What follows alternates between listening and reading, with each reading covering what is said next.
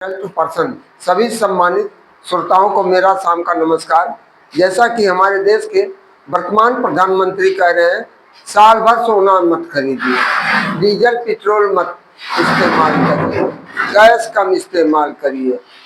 अब अपना तो अपने रैलियों को करने के लिए उनके पास कोई कटौती नहीं है, तब महंगाई की मार नहीं पड़ रही है। तो आज हमारी जो परिस्थिति है, महंगाई की मार तो जनता झेल रही है, महंगाई की मार तो जनता झेल रही है और भ्रष्टाचार से ईमानदार व्यक्ति लड़ रहा है और युवा व्यक्ति रोजगार के लिए जूझ रहा है। लेकिन हमारे देश के नेतागण अपना देश विदेश भ्रमण कर रहे हैं, इनके लिए कोई महंगाई नहीं है। इतने आप लायक होते तो आपको मिलने वाली जो भत्ता है उसमें कटौती कर दीजिए, देश हित के लिए आप दान दे दीजिए। लेकिन कोई मंत्री विधायक संसद अपने कोटे से ये नहीं कर सकता है, केवल गरीब जनता का खून चूसने के लिए तत्पर हैं।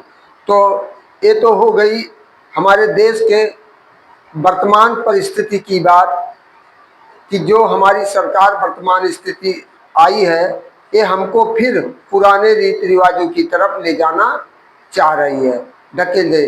क्योंकि इसका शिक्षा की तरफ, रोजगार की तरफ कोई विशेष ध्यान नहीं है। रोजगार पढ़ लिख लेंगे तो आप रोजगार मांगेंगे। अभी देखिए 3 मई 2026 को नीट की परीक्षाएं हुई, वह परीक्षा निरस्त कर दिया गया। अब बताइए, जो लड़का 8-8 घंटा, 12-12 घंटा, 14-14 घंटा पढ़ करके एग्जाम दिया था और वह पेपर व्हाट्सएप पर, फेसबुक पर वायरल हो गया, पेपर आउट हो गया। कोई ऐसी परीक्षाएं नहीं हो रही हैं जो सकुशल संपन्न कराया जाए। इनके अब कह रहे अगली डेट बाद में घोषित की जाएगी। फिर अभी 21 मई को लेखपाल की परीक्षा होने वाली है। देखिए उसकी क्या पोजीशन आती है। तो हम अपनी गोपनीयता, कैसे इनकी गोपनीयता भंग हो जाती है। कहते सबसे बड़ा 36 इंच का सीना हमारा है। भाइयों एवं बहनों कह करके अपना सब कुछ करें। मतलब बंगाल में चुनाव के लिए एक अबला को हराने के लिए ये लोग पूरा तंत्र 9 8 प्रदेश के मुख्यमंत्री को लगा दिए, पूरा मीडिया सरकारी तंत्र को लगा दिए थे एक हराने के लिए। 100 सीटों पर इन्होंने जबरदस्ती टोटल बेईमानी किया है। लेकिन इस पर कोई चुनाव आयोग इनका गुलाम हो चुका है, जैसे इनका लुगहिया यार हुआ है। तो इन्हीं शब्दों के साथ जो अंधभक्त हैं, जो गोबर खा रहे हैं, उनको ये बात जरूर बुरा लगेगी, बुरा लगेगी। लेकिन इससे मुझे कोई फर्क पड़ने वाला नहीं है। तो इन्हीं शब्दों के साथ हम अपना पहले today is our motivational sentences. Confidence and hard work is the best medicine to kill failure. आत्मविश्वास और कठिन परिश्रम या असफलता को मारने के लिए सबसे अच्छी दवा है। दूसरा है best advice is the 2 lines.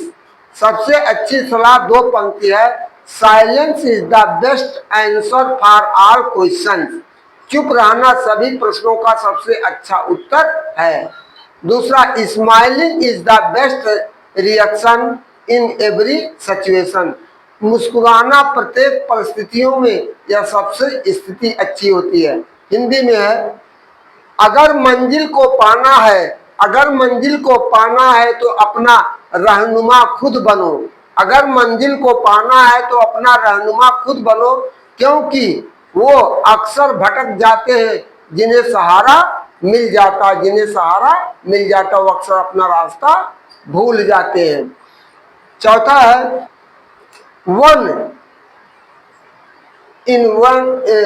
Investment is the right direction. One investment in the right direction can change your entire life. 5वां है students do not not need a perfect teacher. Students do not need a perfect teacher. Students need a happy teacher who is gonna make them excited to come to school and grow a love for learning. अंतिम है, wealth is not built by luck, यानी धन से कोई तकदीर नहीं बनता है. It is built by decisions repeated daily. यदि आप सही निर्णय लेते हैं और नियमित रूप से उसका अभ्यास करते रहें तभी आपकी तकदीर बनेगी. By JP Verma, sir MA LLB BEd, 12 मई 2026. तो आज का है टॉपिक हमारा प्रतियोगी परीक्षाओं के लिए विश्व पर्यावरण से संबंधित भूगोल के मूलभूत बिंदु भाग 7. पर्यावरण अपकर्म डिग्रेडेशन का अर्थ है प्राकृतिक एवं जैविक संसाधनों एवं प्राकृतिक कारणों से होने वाली क्षति. केचुओं को किसानों का मित्र कहा जाता है. Earthworm is the friend of the farmer. किसान केचुए मिट्टी को भुरभुरा करके पृथ्वी के अंदर जाते हैं और वहां की मिट्टी को यानी अंदर की मिट्टी को निकाल करके बाहर लाकर निकाल देते हैं.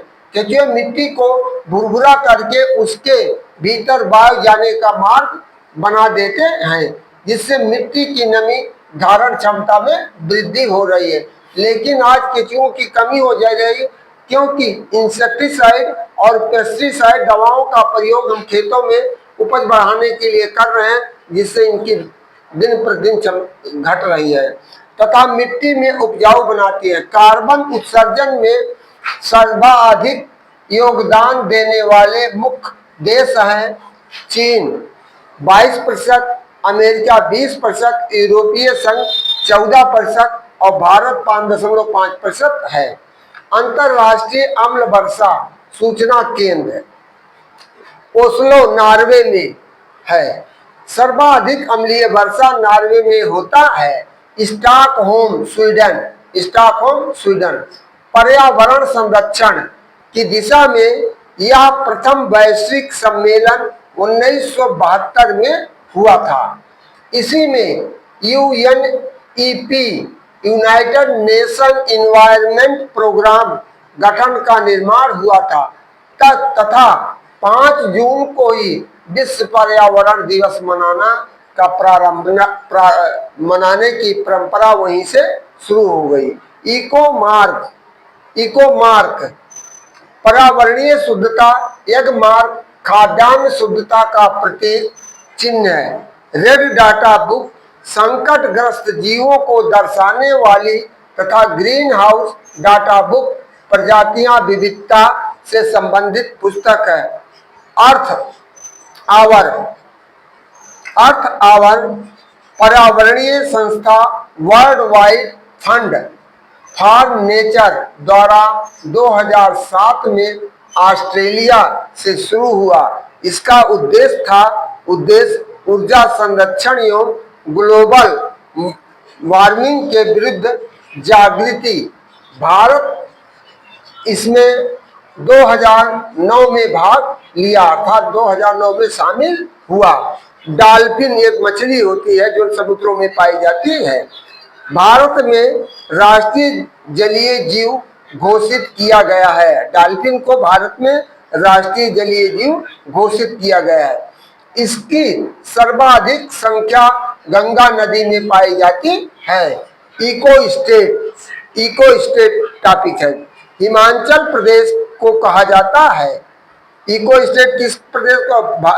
हिमाचल प्रदेश को कहा जाता है क्योंकि प्लास्टिक की थैलियों पर पूर्ण प्रतिबंध लगाने वाला भारत का पहला राज्य है. फ्लोरा एवं फना पेड़ पौधों एवं जीव जंतुओं को सूचित करने के लिए प्रयुक्त होता है. दोनों पर्यावरण के महत्वपूर्ण घटक है. बायोगैस प्लांट अब तो नहीं, इसके पहले बायोगैस प्लांट हर गांव में 2-4 जो बड़े घर वाले होते परिवार होते थे जिनके पास खेती बाड़ी जानवरों की अधिकता होती थी, वहाँ बायोगैस प्लांट लगाया जाता था। उससे खाना भी बनता था, उजाला भी लिया जाता था। बायोगैस प्लांट में सर्वाधिक मीथेन गैस पाई जाती है। धान गेहूं के पुआल खेतों में जलाने से भी मीथेन गैस प्राप्त होता है। या ग्रीन हाउस गैसों में ग्लोबल वार्मिंग बढ़ाने में महत्वपूर्ण मानी जाती है। मृदा प्रदूषण, सॉइल पॉल्यूशन, मृदा प्रदूषण मृदा प्रदूषण को बढ़ाने में औद्योगिक अपशिष्ट जैसे कीटनाशक दवाएं, अत्यधिक उर्वरकों का प्रयोग करना और घरेलू अपशिष्ट पदार्थों, रासायनिक उर्वरक एवं अम्ल वर्षा जिम्मेदार है। सबसे अस्थायी पारिस्थितिकी तंत्र इकोसिस्टम माना जाता है समुद्र का। भारत में सर्वाधिक मैंग्रोव वन क्षेत्र सुंदरबन पश्चिमी बंगाल में पाया जाता है। डाइक्लोफेनिक प्रतिबंधित दवा के सेवन पशुओं एवं मनुष्यों तथा उनके मांस खाने से किडनी एवं जेनेटिक प्रणाली के प्रभावित होने, प्रदूषित नदियों के जल के कारण होता है। और इसमें प्रदूषण के कारण गिद्धों का विनाश हुआ। पेयजल में पाया कि अधिकता से मिनेमाटा रोग, नाइट्रेट की अधिकता से ब्लू बेबी सिंड्रोम, कैडमियम कीट अधिकता से इटाई रोग, आर्सेनिक की अधिकता से ब्लैकफुट रोग होता है। भारत में सबसे बड़ा चिड़ियाघर जू अलीपुर का है। पर्यावरण जागरूकता हेतु यूएनओ ने, यूनाइटेड नेशन ऑर्गेनाइजेशन ने द्वारा पर्वत वर्ष 2002, सतत विकास 2003, मरुस्थल 2004, 2006, जैव विविधता 2010, वन वर्षा 2011 आयोजित किया है। तो इसी क्रम में हम आप सभी श्रोताओं से हम यहाँ विनम्र निवेदन करते हैं कि तमाम ऐसी प्रतियोगी परीक्षाएं आपका इसी महीने से अब शुरू हो गया, मई जून जुलाई तक लगातार प्रतियोगी परीक्षाएं होती रहेंगी। यदि आप हमारे चैनल पर लगातार बने रहेंगे तो आपको जीएस से संबंधित किसी प्रकार की कोई कमियां हम आने नहीं देंगे। तो इन्हीं शब्दों के साथ आप सभी श्रोताओं को उज्जवल भविष्य की कामना करते हुए अपने वाणी को विराम देते हैं। थैंक यू, धन्यवाद, गुड नाइट।